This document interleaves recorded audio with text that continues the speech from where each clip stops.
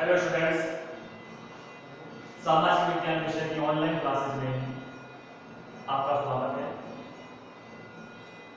पिछली वीडियो में हम विनिर्माण उद्योगों से संबंधित बातों की चर्चा कर रहे थे। हमने देखा कि प्रकृति से प्राप्त वस्तुओं का रूप परिवर्तन कर देना विनिर्माण कहलाता है और यह कार्य जिन उद्योगों में होता है उन्हें विनिर्माण उद्योग कहा जाता है। स्वतंत्रता प्राप्ति से पहले हमारे देश के उद्योग बर्बादी की राह पर थे। ब्रिटिश शासन के द्वारा हमारे देश के उद्योगों को नष्ट करने का प्रयास किया गया था।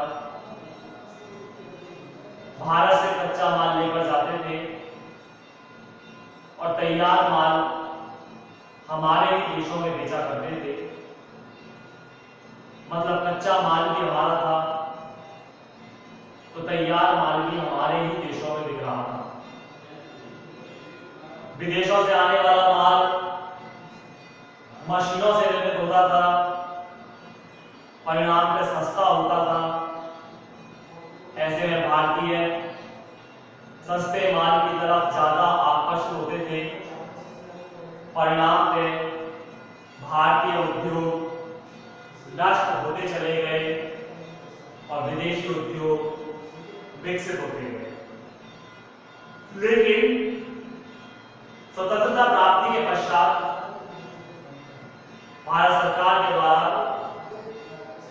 सन 1948 में प्रथम औद्योगिक नीति का प्रारंभ किया। इस नीति के तहत रोजगार परक निर्यात आधारित तथा कृषि को विकसित करने वाले तरीकों को अपनाया गया। ऐसे उद्योगों के विकास पर जोर दिया जो भारी मात्रा में उत्पादन कर सके, जिससे न सिर्फ हम हमारी आवश्यकताओं को पूरा कर पाए अपितु अधिशेष वस्तुओं को विदेशों में निर्यात भी कर सके। विदेशी आयातों पर प्रतिबंध लगा दिया गया। परिणाम यह निकला कि विदेशों से आने वाली वस्तुओं पर रोक लग गई और भारतीय वस्तुएं विकसित होने लगी। अभी कुछ दिन पहले की लगभग कल या परसों की अखबार की एक खबर जिसमें भारत सरकार ने एसी के आयात पर प्रतिबंध लगा दिया। अब विदेशों से एसी का आयात नहीं होगा, एयर कंडीशनर, अपितु भारत में ही उसका निर्माण होगा।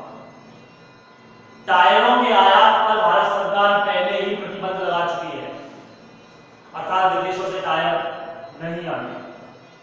ये सब सिर्फ इसलिए किया जाता है ताकि देश के उद्योग विकसित हो।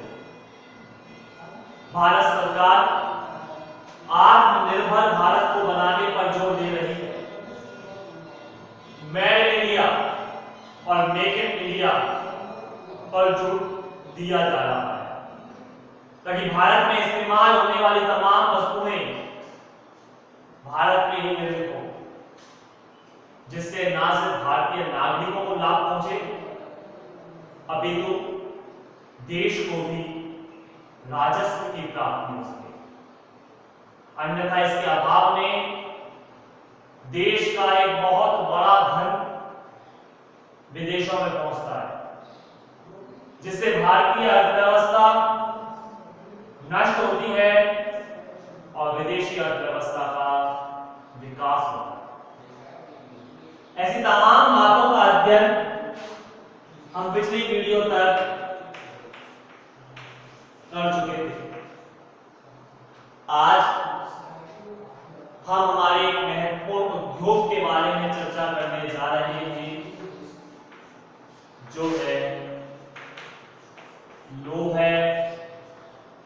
इस्पात उद्योग। लोहा इस्पात उद्योग एक आधारभूत उद्योग है।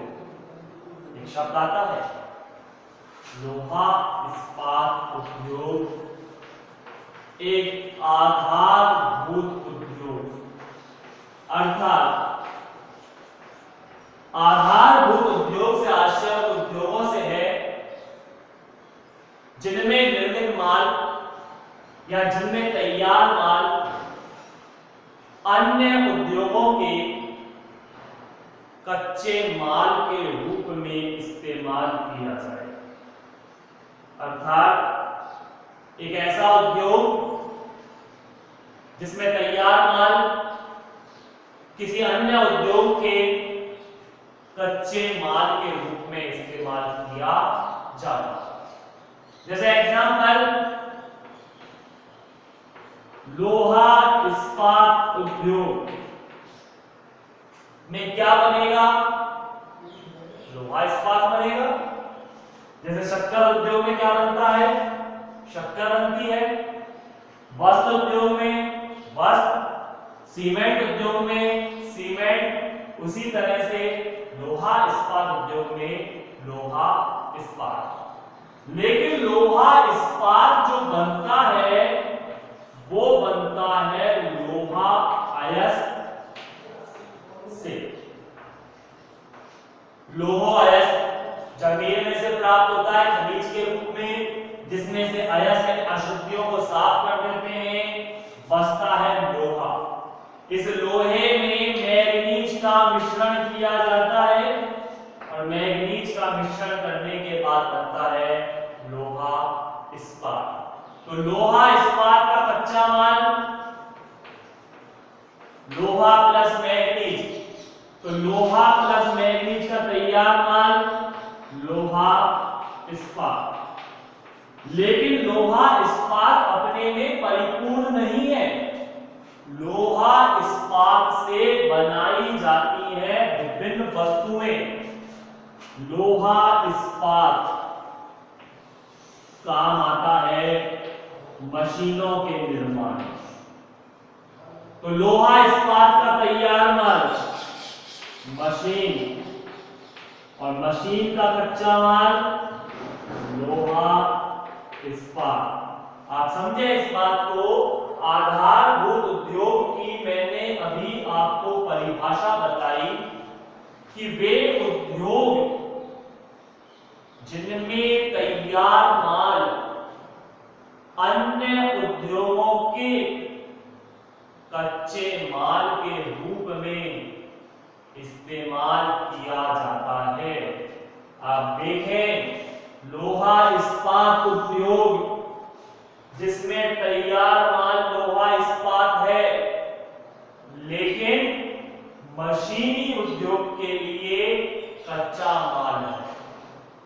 मशीनें जो बनती हैं वो लोहा इस्पात से बनती हैं और लोहा इस्पात जो बनता है लोहा व मैग्नीज से बनता है। तो मशीन का कच्चा माल लोहा इस्पात, लोहा इस्पात का कच्चा माल लोहा प्लस मैग्नीज। लोहा इस्पात में बनता है क्या? लोहा इस्पात। तो हमने क्या देखा? वे उद्योग जिनमें तैयार माल यानी लोहा इस्पात उद्योग, लोहा इस्पात उद्योग में तैयार माल लोहा इस्पात, अन्य उद्योगों के लिए कच्चे माल के रूप में यानी मशीनी उद्योग के लिए कच्चे माल के रूप में वो जितनी भी मशीनें बनती हैं वो लोहे से बनती हैं। ऐसे में मशीन का कच्चा माल लोहा इस्पात हुआ, तो इसलिए लोहा इस्पात उद्योग कहलाता है आधारभूत उद्योग। तो लोहा इस्पात उद्योग एक आधारभूत उद्योग है जो अन्य उद्योगों को कच्चा माल प्रदान करता है। लोहा इस्पात उद्योग वर्तमान युग का आधार है। सर्वप्रथम लोहा इस्पात उद्योग की स्थापना 1903 में पश्चिम बंगाल के पुलती नामक क्षेत्र में हुई थी, लेकिन वास्तविक उत्पादन 1907 में पश्चिम बंगाल के अंतर्गत ये जमशेदपुर नामक स्थान पर जमशेद जी टाटा के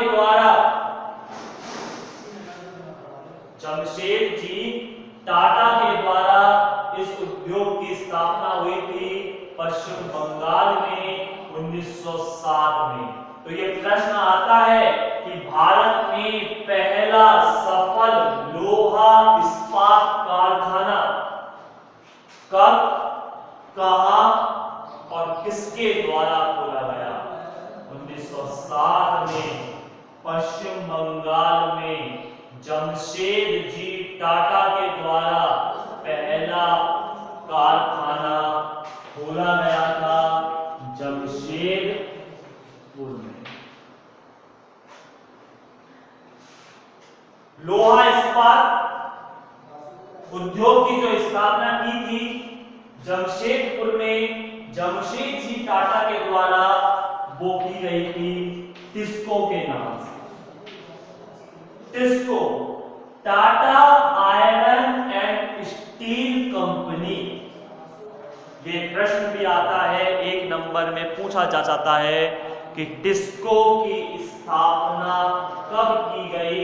Tata iron and steel company, जिसकी स्थापना 1907 में पश्चिम बंगाल में की गई।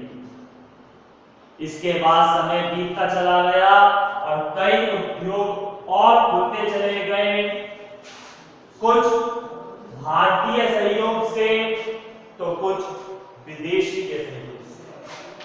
ब्रिटेन की सहायता से दुर्गापुर लोहा इस्पात संयंत्र स्थापित किया गया। वहीं जर्मनी की सहायता से उड़ीसा के राउरकेला में राउरकेला इस्पात संयंत्र स्थापित किया गया। तो वहीं रूस के सहयोग से छत्तीसगढ़ के भिलाई के अंतर्गत लोहा इस्पात संयंत्र स्थापित किया। ध्यान दें, ब्रिटेन के सहयोग से दुर्गापुर, जर्मनी के सहयोग से राउरकेला और रूस के सहयोग से भिलाई, तो छत्तीसगढ़ में स्थित है, लोहा इस्पात संयंत्र स्थापित किए गए। इसके अतिरिक्त देखा जाए तो कर्नाटक के अंतर्गत भद्रावती और विजयनगर, झारखंड में बोकारो और जमशेदपुर, पश्चिम बंगाल में बर्नपुर दुर्गापुर, उड़ीसा में राउरकेला, छत्तीसगढ़ में भिलाई, ऐसे तमाम लोहा इस्पात संयंत्र हैं जहां लोहा इस्पात का निर्माण किया जाता है। सरकारी क्षेत्र की एक कंपनी 1973 में स्थापित हुई, SAIL के नाम से, SAIL, steel authority of India limited. Steel authority of India limited सन 1973 में भारत सरकार के द्वारा स्थापित की गई थी।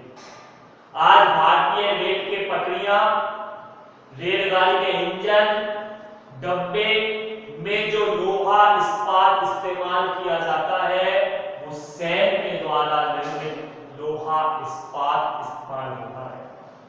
सेल सरकारी क्षेत्र का एक उपक्रम है, steel authority of India limited.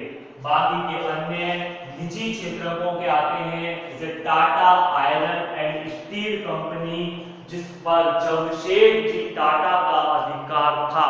अब उनके उत्तराधिकारियों के द्वारा इस पर अधिकार किया जा रहा है।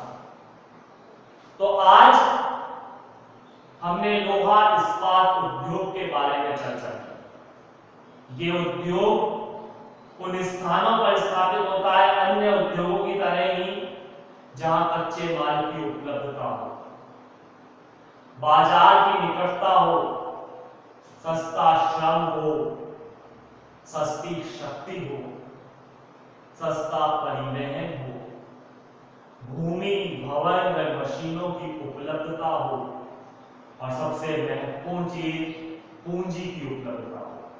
ये समस्त तत्व यदि मौजूद हैं किसी भी उद्योग के लिए, तो उद्योग स्थापित हो सकता है। जैसा हमने कहा है, कच्चे माल की उपलब्धता, लोहा इस्पात के लिए कच्चा माल लोह अयस्क होना चाहिए, और एक लोहा इस्पात उद्योग उन्हीं स्थानों पर स्थापित होता है जहां लोह अयस्क के भंडार है। हमारे राजस्थान के अंतर्गत लोहा इस्पात उद्योग नहीं है, क्योंकि हमारे यहाँ राजस्थान में लोह अयस्क जो पहली बात तो मिलता ही नहीं, मिलता है तो बहुत कम, नाम मात्र के लिए घटिया किस्म का, जिसका होना या ना होना बराबर है। यही कारण है कि राजस्थान में कोई लोहा इस्पात संयंत्र नहीं है, क्योंकि एक उद्योग वहीं स्थापित होगा जहां कच्चे माल की उपलब्धता होगी। छोटा नागपुर का पठार, झारखंड छत्तीसगढ़ का ये क्षेत्र, यहाँ पर लोहा इस्पात के लोह अयस्क के विशाल भंडार देखने को मिलते हैं। यही कारण है कि इस पूरी बेल्ट में लोहा इस्पात संयंत्र स्थापित है। तो आज हमने लोहा इस्पात उद्योग की चर्चा की, अन्य उद्योगों की चर्चा हम आगामी वीडियो में करेंगे, लेकिन तब तक के लिए धन्यवाद।